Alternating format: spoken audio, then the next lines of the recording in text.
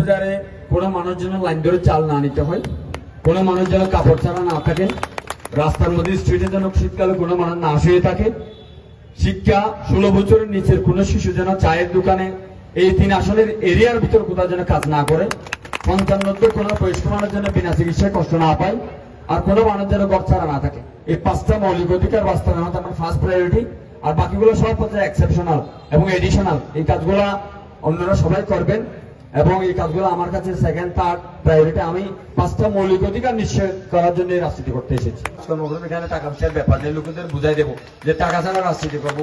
আপনারা যদি মনে করেন যে টাকা ছাড়া রাজনীতি করা যাবে, তাহলে আমাকে ভোট দেন, আর টাকাওয়ালা রাজনীতি করতে হলে যারা ভোট দিতে ইচ্ছে করে তারা ভোট দেন। দীর্ঘ 12 বছর ধরে আমি সামাজিক আন্দোলন করেছি, আপনাদের অনেকেই আমার সম্পর্কে জানেন। এই সামাজিক আন্দোলনের অন্যতম একটা জায়গা ছিল মানুষের অধিকার নিশ্চিত করা। আপনারা জানেন, অধিকার একটা শিশু 3 মাস বয়স যখন তার মায়ের পেটে হয় তখন থেকে তার অধিকার শুরু হয়, এবং এই অধিকার এটা মানুষের জন্মগত স্বভাবগত একটা অধিকার, যেটা কেউ কাউকে দেয় না। এবং এই অধিকারের জায়গা থেকেই আজকের আধুনিক জাতীয় রাষ্ট্রের উৎপত্তি, যার কারণে আজকে পৃথিবীতে প্রায় 200টা মতো রাষ্ট্র তৈরি হয়ে বসে আছে।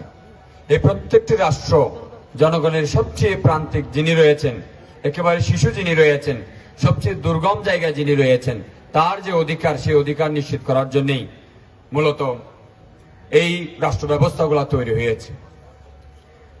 আমি আজকের এই প্রেক্ষাপটে বাংলাদেশের স্বাধীনতার পূর্বতন সময় থেকেই আমাদের এই জাতীয় রাজনীতি বিনির্মাণে যেসব মহান মানুষ সময় দিয়েছেন, মহান মানুষ আত্মাহুতি দিয়েছেন, আত্মত্যাগ করেছেন, তাদের সবাইকে শ্রদ্ধা স্মরণ করছি। আজকে কক্সবাজার 3 আসনেও যারা ইতিমধ্যে এই কক্সবাজারকে বিনির্মাণ করেছেন, আমি তাদের সবাইকে আজকের এই মহান দিনে কৃতজ্ঞতা চিত্তে স্মরণ করছি। তাদের চিন্তা, তাদের দর্শন এবং জনমানুষের আকাঙ্ক্ষা বাস্তবায়নের জন্য তাদের যে নিরন্তর প্রচেষ্টা, সেখান থেকে আজকের এই কক্সবাজার তৈরি হয়েছে। আমি মহান আল্লাহকে কৃতজ্ঞতা জ্ঞাপন করতে চাই। আমরা এই চিন্তাটা করছিলাম গত 1 বছর ধরে, আমরা আজকে ফাইনালি এটা ঘোষণা দিতে পারছি যে আমরা কক্সবাজার থেকে আমাদের যে কাঙ্ক্ষিত রাজনৈতিক চিন্তা, সেটার প্রতিফলন ঘটানোর জন্য আমরা একমত হয়েছি এবং এখানে উপস্থিত হতে পেরেছি। আজকের এই মহান দিনে আমি মানুষের মুক্তির দূত মহানবী হযরত মুহাম্মদ সাল্লাল্লাহু আলাইহি ওয়াসাল্লামকে স্মরণ করছি, যিনি কালে কালে পুরো পৃথিবীর সকল প্রান্তিক এবং শোষিত মানুষদের জন্য পথ দেখিয়েছেন।